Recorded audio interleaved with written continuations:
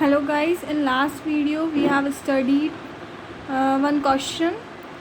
मैं आपको बता देती हूँ मैंने कौन सा क्वेश्चन किया था. आप ये वीडियो देखने से पहले लास्ट वीडियो ज़रूर देख लें. हमने क्वेश्चन किया था with increase in temperature conductance of semi conductance increases but for insulator conductance does not increase. हमने इस क्वेश्चन को अच्छे से एक्सप्लेन भी कर दिया था और इसका सल्यूशन भी हमने पूरे अच्छे से एक्सप्लेन कर दिया था. इस वीडियो में आप इसका लिख लीजिए कैसे क्या है.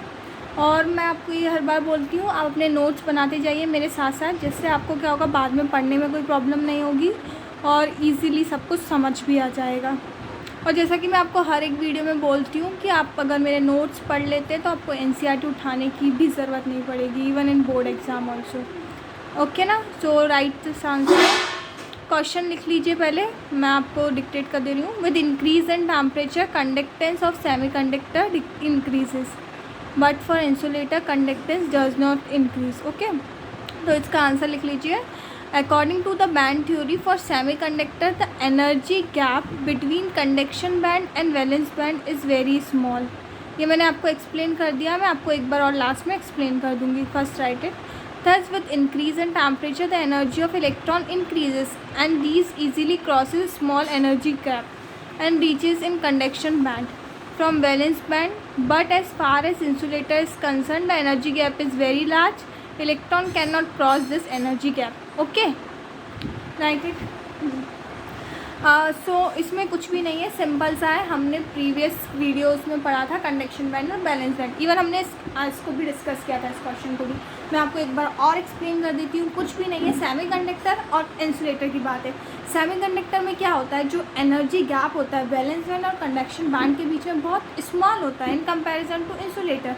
इंसुलेटर के केस में क्या होता है, ये एनर्जी गैप बहुत ज़्यादा होता है, जिसकी वजह से इलेक्ट्रॉन जो है इस एनर्जी गैप को क्रॉस नहीं कर पाते इंसुलेटर में. इस कारण से ही क्या होता है, बोला है कि टेम्परेचर इंक्रीज़ करने में सेमी कंडक्टर की कंडक्टेंस तो इंक्रीज़ होती बट इंसुलेटर की नहीं होती. तो इस कारण से ही एनर्जी गैप ज़्यादा होने की वजह से इलेक्ट्रॉन ईजिली इस एनर्जी गैप को पार नहीं कर पाते इंसुलेटर के केस में, और इस कारण से कंडक्टेंस उसकी नहीं इंक्रीज़ होती है. हम जैसे जानते हैं इलेक्ट्रॉन का फ्लो ही जो होता है वो कंडक्टेंस होता है. That's it. हम अब आगे पढ़ेंगे. अब हम आगे एक नया टॉपिक डिस्कस करने जा रहे हैं which is called doping. Doping even आपने फिज़िकल एजुकेशन अगर होगा आपका सब्जेक्ट तो आपने पढ़ा होगा वहाँ पे भी डोपिंग वर्ड. सो हम केमिस्ट्री में डोपिंग जो है वो किस तरीके से किस चीज़ में पढ़ेंगे आगे हम डिस्कस करते हैं. सो पहले मैं आपको एक्सप्लेन कर दूँ डोपिंग की definition. Doping is nothing just adding of small amount of impurities of foreign substances into pure substances. तो डोपिंग कुछ भी नहीं होता है, एक इम्प्योरिटी को ऐड करते हैं हम एक प्योर सब्सटेंस में. हम ऐसा क्यों करते हैं, हम ऐसा इसलिए करते हैं प्योर सब्सटेंस में इम्प्योरिटी को ऐड करके हम उस सब्सटेंस की प्रॉपर्टीज़ को एनहेंस कर देते हैं या चेंज कर देते हैं. तो इसी प्रोसेस को डोपिंग बोलते हैं. डोपिंग इज़ नथिंग, बस एक प्योर सब्सटेंस में इम्प्योरिटी ऐड करने को ही हम डोपिंग बोलते हैं. हम डोपिंग वर्ड केमिस्ट्री में किस चीज़ के लिए पढ़ेंगे वो मैं आपको आगे बताती हूँ. हम केमिस्ट्री में जो डोपिंग वर्ड यूज़ करेंगे वो सेमी कंडक्टर्स के लिए यूज़ करेंगे. ओके, सो सेमी कंडक्टर्स जिसमें कि पेंटावेलेंट और ट्राईवेलेंट इम्प्योरिटीज़ ऐड की जाती है. ओके, सेमी कंडक्टर्स वो जिसमें पेंटावेलेंट और ट्राईवेलेंट इम्प्योरिटीज़ ऐड की जाती है, किसमें, प्योर जर्मेनियम के क्रिस्टल में. ओके ना. ओके गाइस, आई होप आपको समझ आ रहा है. कुछ भी डाउट हो, कुछ भी प्रॉब्लम हो, आप कमेंट सेक्शन में ज़रूर कमेंट कीजिए, जिससे मुझे पता चले आपको क्या समझ नहीं आ रहा, तो मैं उसे और अच्छे से एक्सप्लेन करूँगी. ओके, सो हम आगे पढ़ेंगे types of semi conductors. Semi conductors जो होते हैं वो दो टाइप्स के होते हैं. एक एन टाइप सेमी कंडक्टर है और दूसरा पी टाइप सेमी कंडक्टर होता है. ओके ना. जैसा मैंने आपको बताया सेमी कंडक्टर्स में हम एक प्योर जर्मेनियम क्रिस्टल में पेंटावेलेंट और ट्राईवेलेंट इम्प्योरिटीज़ ऐड करते हैं. ओके ना, जैसा मैंने आपको अभी बताया. सो एन टाइप सेमी कंडक्टर में क्या होता है, हम 15 ग्रुप के एलिमेंट्स में 14 ग्रुप की इम्प्योरिटी ऐड करते हैं. ओके, वहीं पी टाइप सेमी कंडक्टर में क्या होता है, हम 13 ग्रुप के एलिमेंट में 14 ग्रुप की इम्प्योरिटी ऐड करते हैं. ओके, सो आपको याद कैसे रखेंगे एन टाइप और P type semiconductor? Very confusing होता है, इवन आपको ना फिजिक्स में भी पढ़ेंगे आप आगे। सो कुछ नहीं है, it's very simple. Germanium crystal याद रख लीजिए, वो एक 14 ग्रुप एलिमेंट है। ओके, एन टाइप में हम 14 ग्रुप में की इम्प्योरिटी ऐड करेंगे 15th ग्रुप में।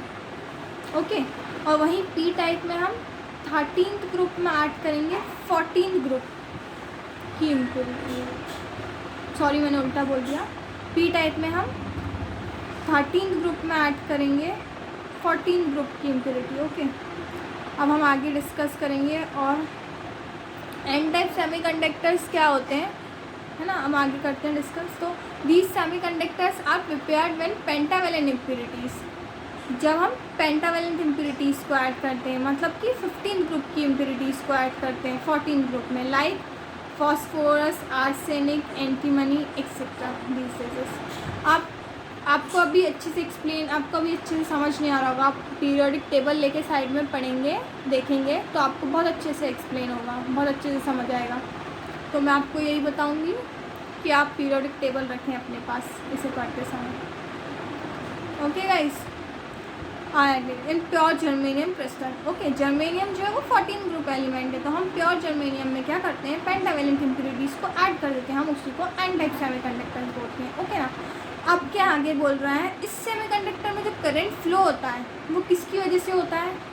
फ्री इलेक्ट्रॉन्स या मोबाइल इलेक्ट्रॉन्स जो होते हैं ना, उनकी वजह से करंट फ्लो होता है इस टाइप के सेमीकंडक्टर्स में। ओके, अब हम पी टाइप सेमीकंडक्टर्स पढ़ेंगे। सो हम जैसा कि मैंने आपको ऊपर बता दिया है वही हम यहाँ पे लिखेंगे और थोड़ा सा डिटेल में पढ़ेंगे। सो पी टाइप सेमीकंडक्टर्स को हम कैसे प्रिपेयर करते हैं? Adding trivalent impurities, trivalent impurities को ऐड करके हम प्रिपेयर करते हैं, जैसे कि boron, aluminium, gallium etcetera into pure germanium crystal. Okay guys, so हम प्योर जर्मेनियम क्रिस्टल्स में ट्राइवेलेंट इम्प्योरिटीज़ ऐड करते हैं, तो हम उसे पी टाइप सेमीकंडक्टर्स बोलते हैं। और पी टाइप सेमीकंडक्टर्स में जो करंट फ्लो होता है वो किसकी वजह से होता है? Migration of positive holes. और एन टाइप में जो करंट फ्लो हो रहा था वो फ्री इलेक्ट्रॉन्स की वजह से हो रहा था। सो इन दोनों में एक मेजर डिफरेंस क्या है, ये एक और जो ये है कि जो एन टाइप में करंट फ्लो होता है वो फ्री इलेक्ट्रॉन्स की वजह से होता है, वहीं पी टाइप में जो करंट फ्लो होता है वो पॉजिटिव होल्स की वजह से होता है। Mark this words, free electrons and positive holes. Okay, जिससे आपको बाद में कन्फ्यूजन ना करने। अब हम आगे डिस्कस करेंगे, हम आगे पढ़ने जा रहे हैं types of solids on the basis of stereochemistry. Okay guys, I hope आपको दिख रहा है। अब हमने अभी बहुत सारे प्रीवियस वीडियोस में टाइप्स ऑफ सॉलिड्स पढ़े हैं, कहीं बैंड के बेसिस पे। ओके, अब हम पढ़ेंगे टाइप्स ऑफ सॉलिड्स स्टीरियोकेमिस्ट्री के बेसिस पे। सो स्टीरियोकेमिस्ट्री के बेसिस पे दो टाइप्स के सॉलिड होते हैं, एक स्टाइकियोमेट्रिक सॉलिड होता है, एक दूसरा non stoichiometric solids. Okay guys, so stoichiometric solids क्या होते हैं? वो सॉलिड्स होते हैं जो स्टीरियोकेमिस्ट्री को मेंटेन कर सकें।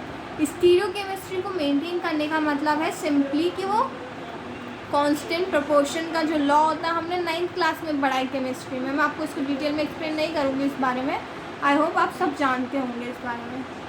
और अगर नहीं जानते हैं तो प्लीज़ कमेंट सेक्शन में, कमेंट बॉक्स में लिख के बताइए, मैं आपको ये और अच्छे से एक्सप्लेन कर दूँगी। सो कुछ नहीं है,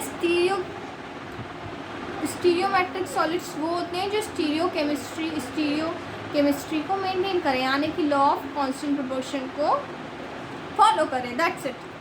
एग्जाम्पल के तौर पे जो होते हैं NaCl, KCl, ये सब जो होते हैं स्टाइकियोमेट्रिक सॉलिड्स होते हैं। हाँ, अब जो नॉन स्टाइकियोमेट्रिक सॉलिड्स होते हैं वो कौन से होते हैं? दोस्त compounds which does not maintain stereochemistry, simply just opposite होगा स्टीरियोकेमिस्ट्री का, जो कि स्टीरियोकेमिस्ट्री नहीं मेंटेन करते, यानी कि लॉ ऑफ कांस्टेंट प्रोपोर्शन नहीं फॉलो करते, वो सभी सॉलिड्स नॉन स्टाइकियोमेट्रिक सॉलिड्स कहलाते हैं। एग्जाम्पल वेनेडियम ऑक्साइड हो गया, जिसका फॉर्मूला हो गया vanadium for V and oxide for O। आप सोच रहे होंगे ये X किस लिए? ये कुछ नया आया है, अभी तक तो जो पढ़ रहे थे वो पढ़ा हुआ था, है ना, अब ये कुछ नया आया है। और नॉन स्टोइकियोमेट्रिक सॉलिड्स जो है ना टॉपिक थोड़ा इंपॉर्टेंट है, इससे रिलेटेड क्वेश्चंस भी हैं बहुत सारे जो आपके एनसीईआरटीज़ में दिए हैं, मैं आपको सॉल्व भी करवाऊँगी वो। ओके ना गाइस। सो ये एक्स जो है यहाँ पे ऑक्सीडेशन स्टेट्स को डिफाइन कर रहा है, जो कि वेरी करेगी in the sense, for example vanadium oxide में एक्स जो है वेरी करेगा 0.6 से 1.3 तक। इट मीन्स कि ऑक्सीजन की ऑक्सीडेशन स्टेट जो है वो 0.6 से लेकर 1.3 के बीच में कुछ भी हो सकती है। Okay, for example next iron oxide हो सकता है FeOX, यहाँ पे एक्स वेरी कर सकता है 0.93 से 0.96 तक। ओके गाइस, आई होप आपको समझ आ गया होगा। अब हम इससे रिलेटेड एक क्वेश्चन सॉल्व करने जा रहे हैं, जो कि एक इम्पॉर्टेंट, आप समझ सकते हैं एनसीईआरटी में भी दिया और बोर्ड पॉइंट ऑफ व्यू से भी बहुत इंपॉर्टेंट क्वेश्चन है। So please note that question first and I will explain you. So what is question? Analysis nickel oxide formula NiO has formula Ni means nickel की जो oxidation state है वो 0.98 है, वहीं ऑक्सीजन की जो है 1.00 है। ठीक है ना, ये ऑक्सीडेशन स्टेट्स हमको ऑलरेडी दे रखी है, ये फॉर्मूला इवन है। So what fraction of nickel exist as Ni+2 and Ni+3 ion. So वो क्वेश्चन में पूछ रहा है कि निकल ऑक्साइड जो है उसका फॉर्मूला ये है। तो कितने फ्रैक्शन में Ni+2 एग्जिस्ट करेगा और कितने फ्रैक्शन में Ni+3 आयन एग्जिस्ट करेगा, तो हमको क्वेश्चन में ये पूछा गया। ओके ना, तो अभी हम क्या करेंगे, पहले आप ऐसे लिख लीजिएगा। आप देखो बोर्ड एग्ज़ाम में भी जब भी सॉल्यूशन करते हैं तो पूरा लिखिए, आपको गिवन के मार्क्स मिलते हैं, आप बिल्कुल डायरेक्ट मत करते जाइए। देखिए मैं आपको बताती हूँ लिखने का तरीका कैसे होता है। Let in the above compound, ऊपर वाले कंपाउंड में हमने मान लिया Ni+2 जो है x क्वांटिटी में प्रेजेंट है या x आयन है उसमें, ज़रूरी नहीं हम Ni+2 को ही माने, हम Ni+3 को भी मान सकते हैं। ओके गाइस, हमने यहाँ पे Ni+2 को माना है, x आयन्स प्रेजेंट है और 10 Ni+3 कितना होगा, टोटल तो हमारे पास निकल जो है 0.98 है, तो Ni+3 कितना हो जाएगा, Ni+2 x है तो बचा हुआ Ni+3 हो जाएगा, यानी कि 0.98 - x। Let's it. हेंस हमारा फॉर्मूला क्या है, ये दिया है हमको फॉर्मूला। ओके ना, ये फॉर्मूला है, इसमें हम वैल्यू पुट करेंगे। कैसे वैल्यू पुट करेंगे वो मैं आपको बताती हूँ। निकल जो है वो 2 में डिवाइडेड है, ये देखिए निकल ऑक्साइड जो है यहाँ पे निकल जो एक Ni+2 आयन के फॉर्म में एग्जिस्ट कर रहा है, एक Ni+3 के, है ना। तो Ni+2 जो होता है उसकी ऑक्सीडेशन स्टेट शो कर रहा है एक तरीके से, तो ये, और कितने आयन से इसके x आयन है तो ये 2x हो गया। वहीं Ni+3 में देखिए इसकी ऑक्सीडेशन स्टेट 3 है।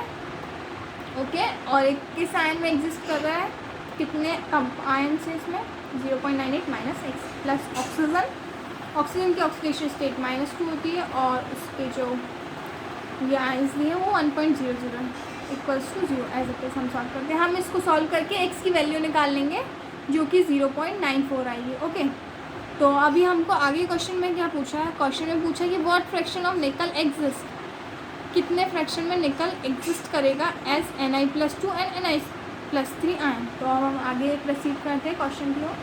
थस आप आगे लिखेंगे, thus percentage of Ni+2 is equals to, percentage निकालना है, Ni+2 की वैल्यू हमारी x थी, है ना। सो x की वैल्यू हमने निकाली, परसेंटेज निकालने के लिए हम क्या करते हैं 100 से मल्टीप्लाई कर देते हैं, सिंपली हमने वही किया। और फिर Ni+3 की परसेंटेज भी निकालना है, that's very simple. Total percentage 100 है, उसमें से Ni+2 के परसेंटेज माइनस कर दीजिए, तो बच्चे कुछ है Ni+3 के परसेंटेज होंगे। That's it guys.